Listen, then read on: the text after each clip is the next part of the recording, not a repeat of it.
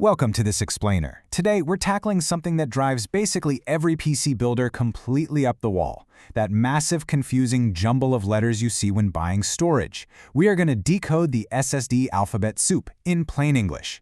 By the time we wrap up, you'll be able to look at a spec sheet and actually know what you're buying, without second-guessing yourself for hours. Let's get right into it. Here's our quick roadmap. We'll start by decoding the alphabet soup, look back at the legacy connection, demystify the M.2 shape, jump into the modern fast lane, and then prep you for your next upgrade. All right, part 1, decoding the alphabet soup. Let's be real for a second. Doesn't shopping for storage literally feel like staring at a bowl of alphabet soup? You look at a box and see M.2, PCIe, NVMe, SATA, and AHCI all crammed together. It doesn't even look like real tech anymore. It just looks like typos. It is super frustrating. You just want to know, hey, what's fast, what's actually going to fit in my motherboard, and where should I be spending my cash? Moving on to part 2, the legacy connection. So, the absolute foundation we need to start with is SATA. Now, SATA is just a physical connection. Back when SSDs were finally going mainstream, manufacturers needed an easy way for everyone to adopt them. So, what did they do? They just used the exact same SATA ports that your old, clunky, spinning hard drives used. If your PC could handle a regular hard drive, it could take a SATA SSD, no problem. And honestly, this was a massive game-changing leap. Taking a sluggish system and dropping boot times from literal minutes down to seconds, it was magic. It made old laptops feel brand new. But, and this is a big but, there's a crucial limitation here. 550 megabytes per second. That right there is the hard speed limit for SATA SSDs. Now sure, that sounds incredibly fast if you're coming from an ancient spinning drive. But compared to what we have today, it's kind of crawling. It's like going from walking to riding a bike. Feels amazing at first, but once you see sports cars flying by on the highway, that bike suddenly doesn't feel quite so cutting edge anymore. Honestly, today SATA SSDs are basically the flip phones of the storage world. They were absolutely revolutionary when they launched, total game changers. But right now, nobody's really bragging about having one in their main rig.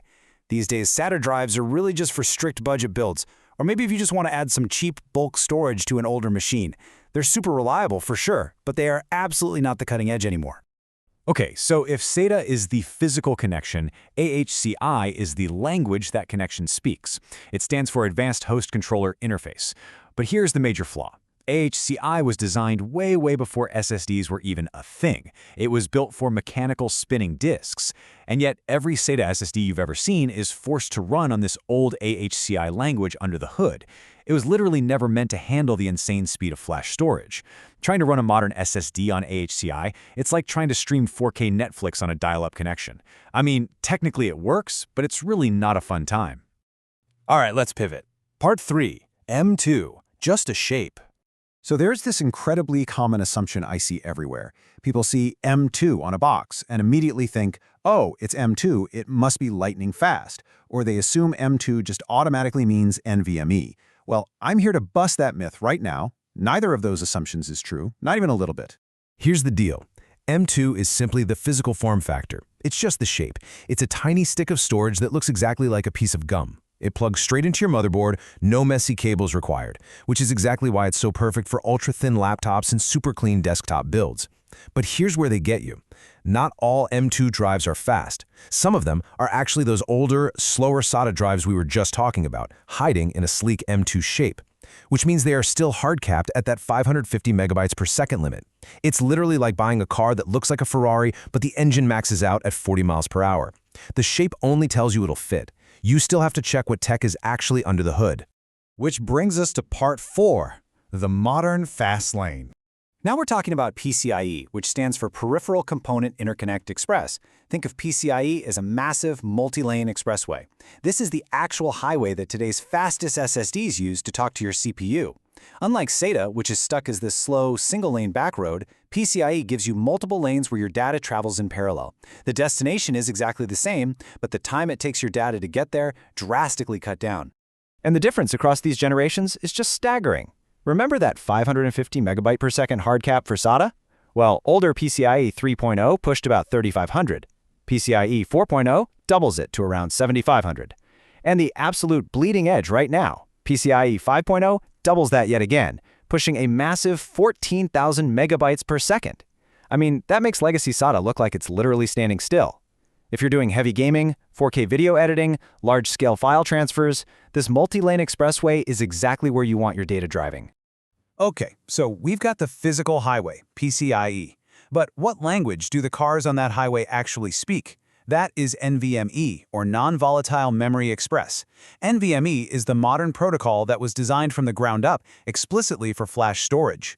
Unlike that old AHCI stuff that was just a clunky carryover from the spinning disk days, NVMe is the new language that finally rips away the old bottlenecks. It is what actually lets us unlock the true, raw speed of those PCIe highways. Remember how AHCI could only really manage one line of tasks?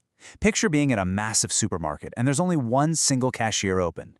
Even if the store is fully staffed, that line is going to crawl, right? Because there's only one checkout. That is ASCI. NVMe, on the other hand, is like the store manager suddenly opening up 1,000 cash registers all at once. The lines instantly vanish. This completely eliminates data traffic jams. It drops latency from a totally noticeable 30 microseconds on ASCI all the way down to a blazing fast 10 microseconds. And the math behind this is just wild. Look at this. Under the old AHCI protocol, you literally had one single queue and it can only manage up to 32 tasks at a time. Fine for a spinning disk, totally terrible for flash memory. But NVMe, it supports up to 64,000 queues, and each one of those queues can hold 64,000 commands. That means literally millions of requests are happening in parallel, simultaneously. This right here is exactly why NVMe drives feel so incredibly fast when you're actually using your PC. Games load instantly, massive files just teleport across your drives, and your multitasking is perfectly seamless. All right, let's wrap this up. Part 5, your next upgrade. So, here is your ultimate decoder ring. Next time you're staring down a spec sheet, just remember this. SATA was the starting line. AHCI is the old, outdated language. M.2 is simply the physical shape of the drive, like a stick of gum. PCIe is the multi-lane highway, and NVMe is the modern protocol that makes everything fly. So to sum it all up, while SATA is perfectly fine if you're throwing together an old budget build, if you want performance, pairing the NVMe protocol with a PCIe highway built into an M.2 shape, that is the undeniable standard. It's fast, it's efficient, and it is exactly what you should be targeting. But before we go, I want to leave you with a slightly provocative thought. Now that you know exactly how to buy an NVMe drive and your PC boots in literally seconds, you're probably going to notice a glaring new problem. Because really, what is the point of loading into a game instantly if your colors are all washed out, the motion is super blurry, and your monitor is still stuck at 60 Hz? Upgrading your storage just exposed your monitor as the new bottleneck. And well, that is exactly what we need to decode next time. Keep exploring, keep learning, and hey, don't let that alphabet soup intimidate you.